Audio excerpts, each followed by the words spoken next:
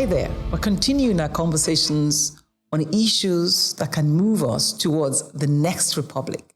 2023 is around the corner, yes, but I'm very particular and interested in ensuring that the electorate, especially the youth, get to understand how much responsibility that they have, how much they need to know, and what they need to get there. It's beyond just getting the PVC. It's about making the decision that can determine the future of our country and even our futures too. That's why today I'm going deep, in depth, with someone who has the requisite knowledge in the area of strategy, in the area of development, and somebody who's very keen about ensuring that we get the right information and do the right things. He says we are a sum total of the kind of leaders that we expect, which begins from the kind of decisions that we make. Now, how do I know this person is an expert? Well, not only is he my husband, he's one of the top management consultants in Nigeria, chief executive of Index Consulting, retired from Accenture as partner, Youngs, and is a good father. This is not nepotism. This is a function of giving you information that is necessary, no matter how close to home it is. Hi, Ike. It's nice to have you on the show. Hi. Thanks for having me. Absolutely wonderful. Now you're sitting in front of your dear wife. But today, I've chosen to talk about the topic of the dynamics, right? The dynamics of national development. And, I say that for me, I believe that people need to be equipped to know the relationship between the decisions that they take and how the nation plays out. It's, for example, a situation where I live in a house, I switch on my light, and there is light. I don't even understand how it gets there. So I'm thinking that people need to be able to get that information. When I'm talking about leadership, I'm talking about the dynamics. Where do I stand and what must I know? How important am I in that process? I believe that the leadership has an overwhelming influence, right, on the direction of a nation.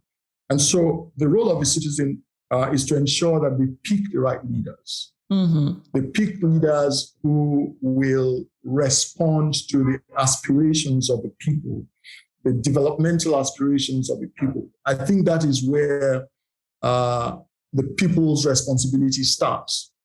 But beyond picking those people, when they get into office, it is the responsibility also of the citizens to ensure that the leaders are truly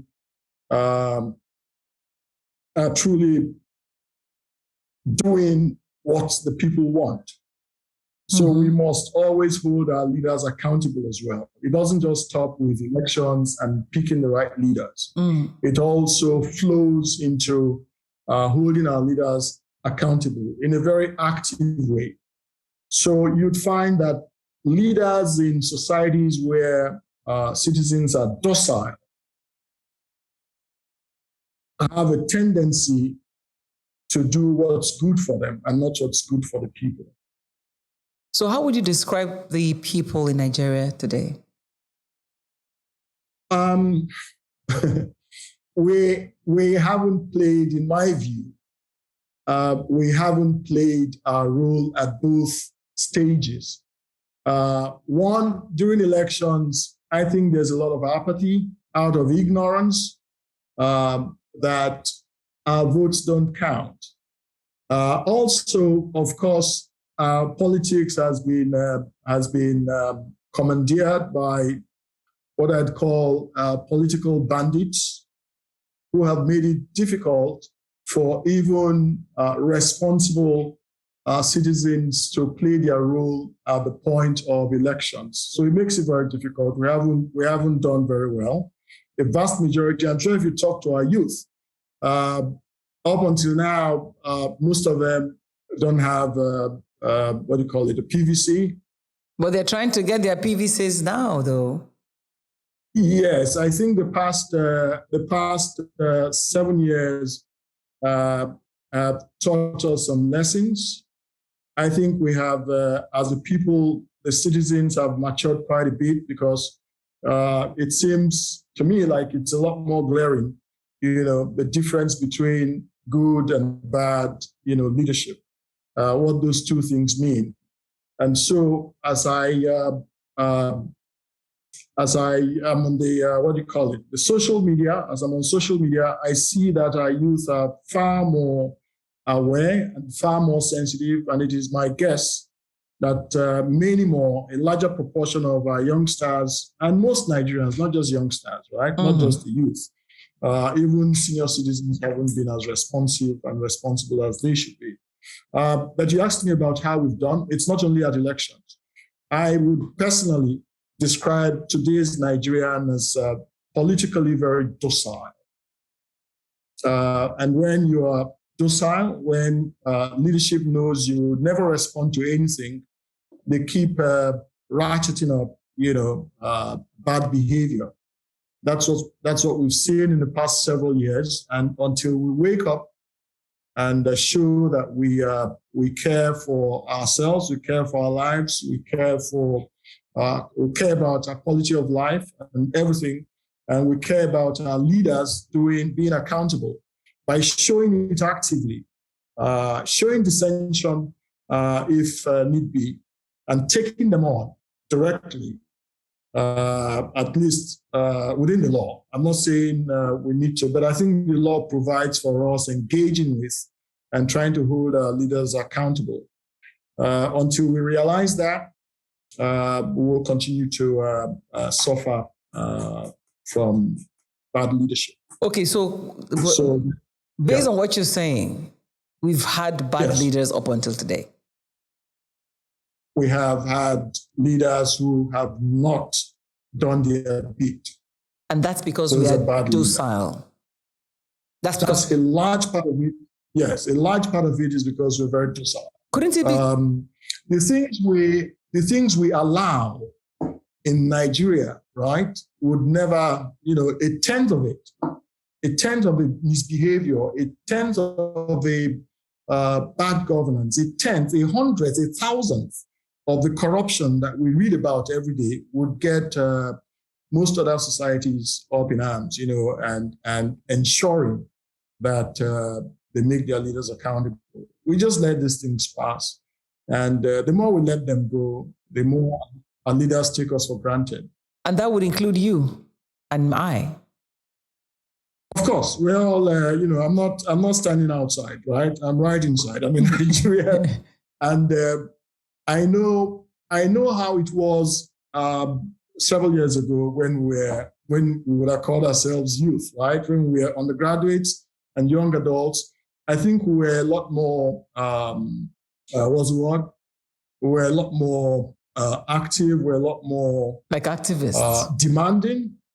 Yes, we're a lot more activist, right?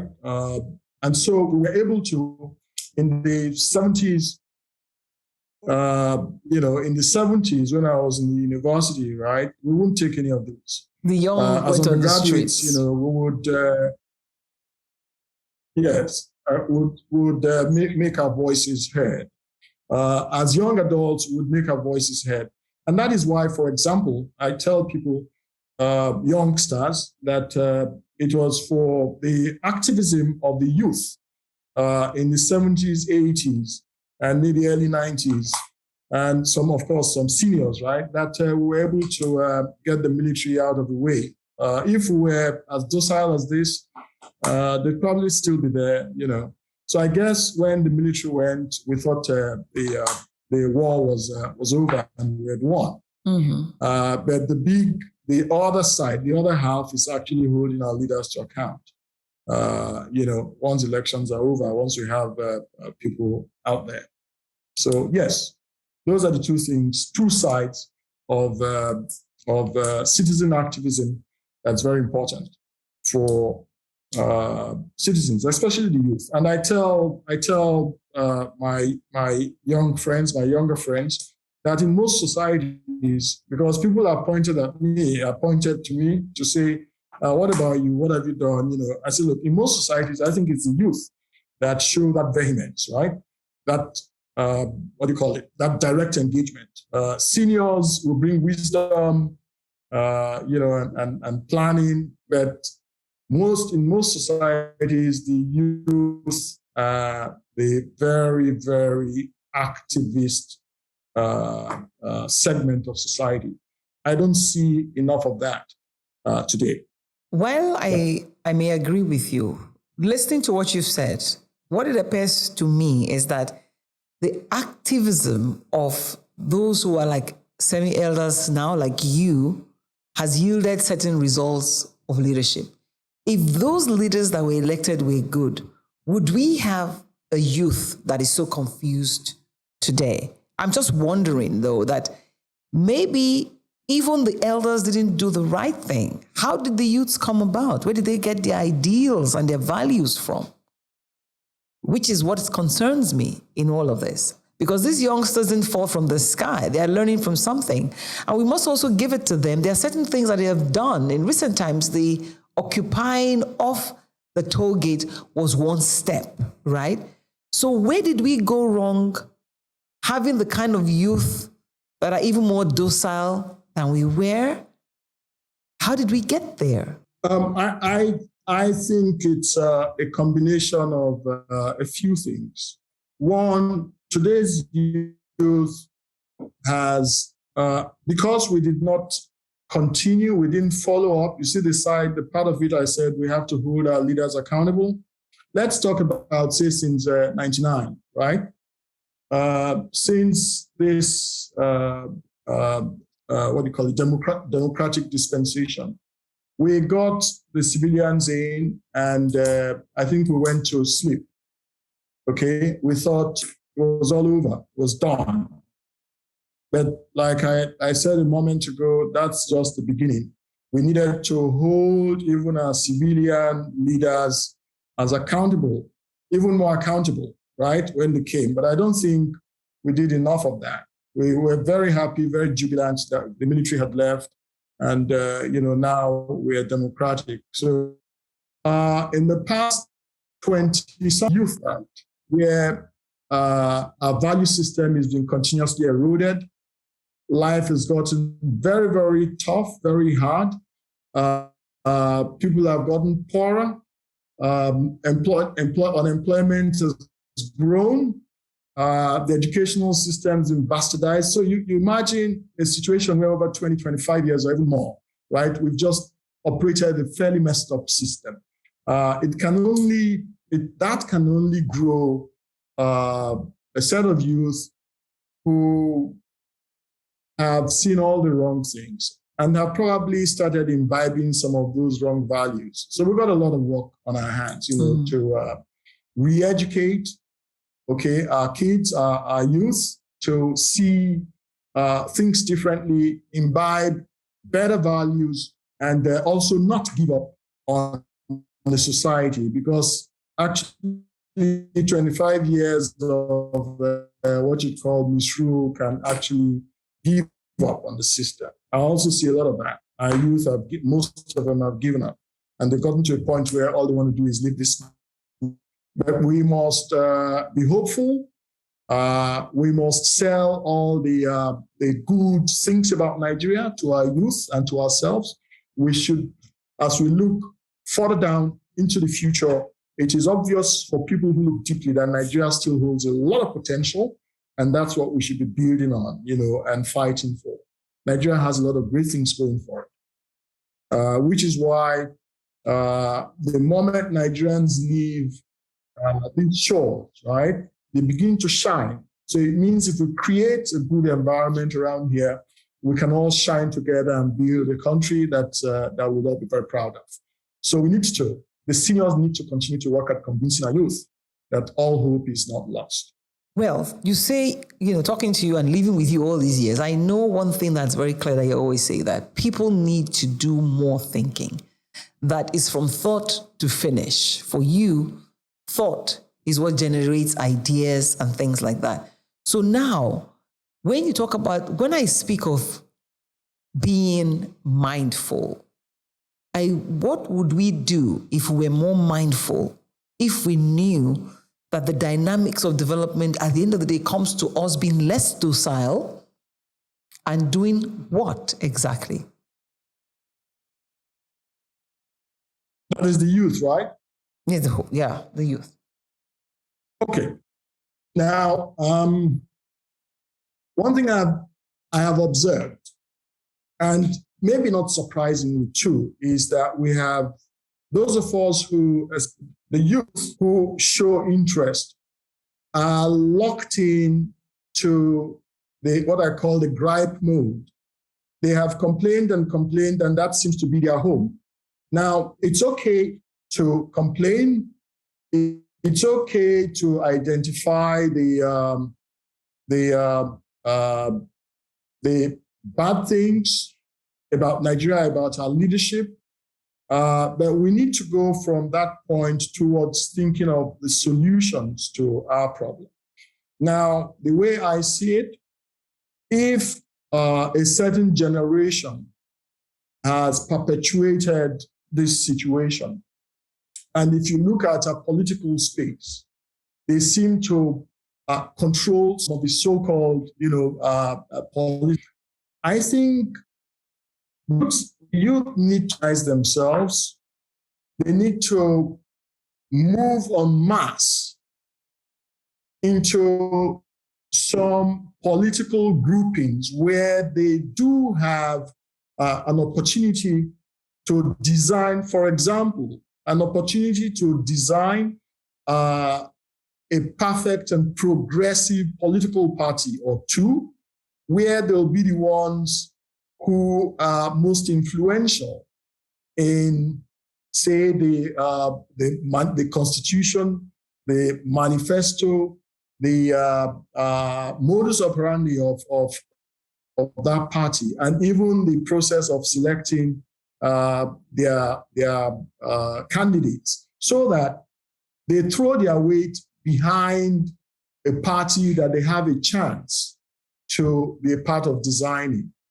And by so doing, create an avenue for the vast majority of the youth who indeed can influence any election and should influence any election based on their numbers. So they're part of a movement that has a chance to change things. It's not enough to just complain and assume that you can make existing strong parties change their ways. You can also create your own party or join a party where you have a chance to influence things. I believe that's what the youth should do. Identify what they call the progressive organizations, political organizations, and settle for some of those, one or two, where they're in a position to influence the direction of things. And by so doing, influence the direction of national development. What you're saying, therefore, if these are youths who may be interested in running for office or in making their voices heard, what I hear you say is that that won't happen in any of the existing parties right now, any of the bigger parties, because we see situations where an election is won and then you turn around and say, no, that election wasn't won, even though we saw it, So they should be aligning somewhere else, is what you're saying? Yeah. Absolutely. We need not just to align, we need to go there en masse so that they're in a position to influence the architecture, as in the Constitution, the manifesto, the processes of those few parties that are not the traditional ones, because those traditional parties are obviously stuck, in their ways.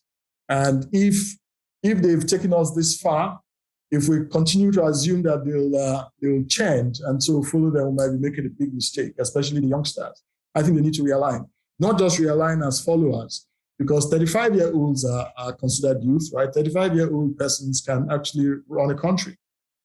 So they should go where they have a fighting chance to make that impact. Mm-hmm. That's my take on where they should be. So I find it almost futile for somebody who wants real change, to go to some of the traditional conservative channels, okay, hoping to hoping to change things fast. No, you can't. It's just the way life is, you know. They have their ways, they have their cultures, those parties. You need to create something. And luckily, there are lots of parties that are semi-dormant, right? Where people can move into and make all the difference. Well, that difference won't come on time. If you move into anywhere now, it's like starting from scratch. Does that make any good strategic sense? Yes, it is. It is late, almost late right now. However, you don't have to be in leadership. That is, you don't have to be in an elective position to make those changes I'm talking about. I think those opportunities exist right now for the youth to think quickly and begin to align with what their needs and aspirations. So what should they be listening for? One, I mean, a lot of us, we know some of the challenges we've seen in the past few years. To my mind, one of the biggest problems Nigeria has is that of corruption. Yeah. Nigeria is an extremely, extremely corrupt society, driven by the political leadership. So you need to be looking at, if you've identified some associations as having promoted corruption the past several years, it wouldn't be very wise, to follow. You need to look for an association that does not represent that genre of Nigeria.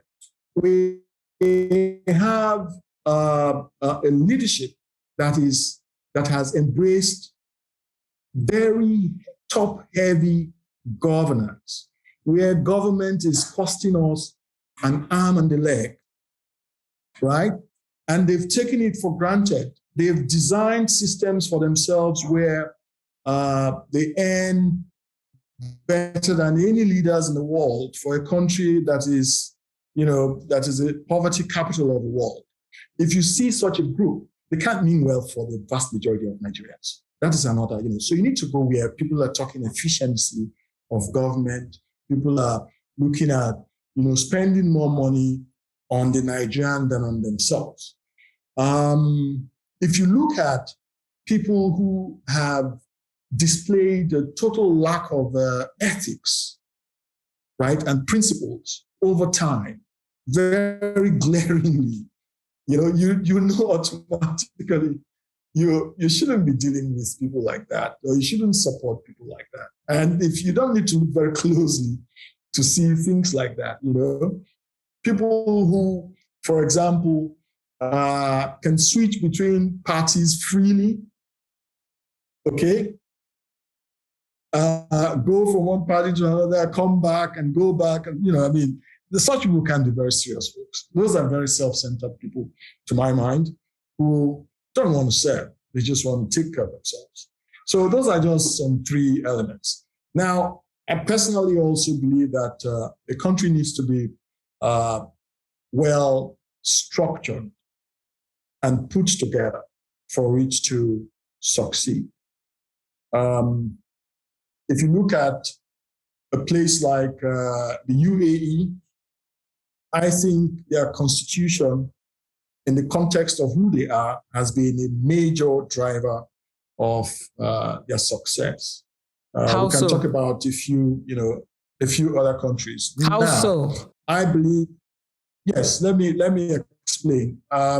If you look at a place like, if you look at a place like the UK, it's similar. Now, most societies, most countries where there are different peoples, okay, who outlooks on life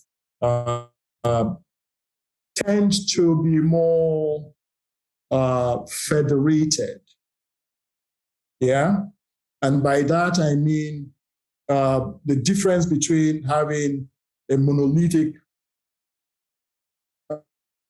central government, right, and having a loose government where the sub-nationals have enough room to express themselves, I think they tend to succeed more in plural societies like ours. You see that in the UK, where there's England, there's Wales, there's Scotland, there's Northern Ireland, okay, and so on. You see that in a place like the US. I believe that that would do very well for us, so that, like in the First Republic, and so on, were very federated. It was a federal arrangement where the 3 and then 4 regions had enough autonomy to express themselves and compete in a very healthy way. Until I think that would be, and that's what people talk about restructuring and restructuring. You know, basically we want a less centralized arrangement in a place like Nigeria, and a system where people are encouraged to compete in a healthy way and to move at their own pace. I think that would be very helpful for a place like Nigeria. So I know that you're one of those that supports restructuring for better development. Yes. Not necessarily because we are different. We should recognize our differences and learn to live with our differences. Absolutely. So, and now when you say we should do that. So when you say we should be more mindful, what I hear you say is that we should realize that the 3 things that we must do away with is corruption, a top-heavy government, and the lack of ethics and principles. And at the base of all that is a structure that we need to put in place. Now, is there anything in the system now that gives you any hope that there could be some kind of light at the end of the tunnel?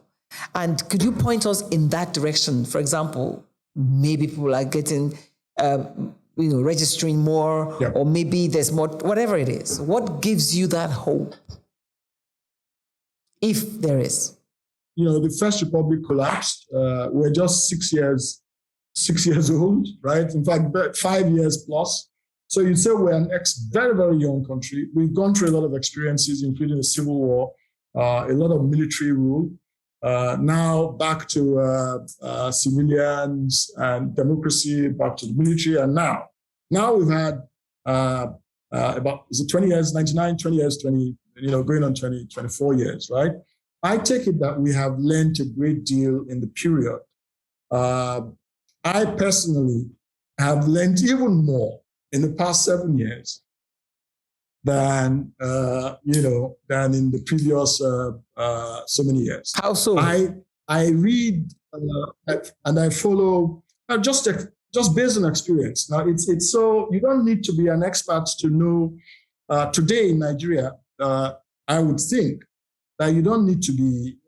Every Nigerian knows now, or most Nigerians. Let me not exaggerate, right? Most Nigerians know very clearly the impact of leadership, good or bad, based on the past several years.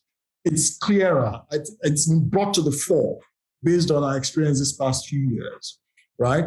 And the recent political developments as parties have started the process of identifying their candidates has even emphasized some of the problems we have. In the process, I think people have taken the talk about alternatives to the 2 dominant parties. They've taken that discussion a lot more seriously.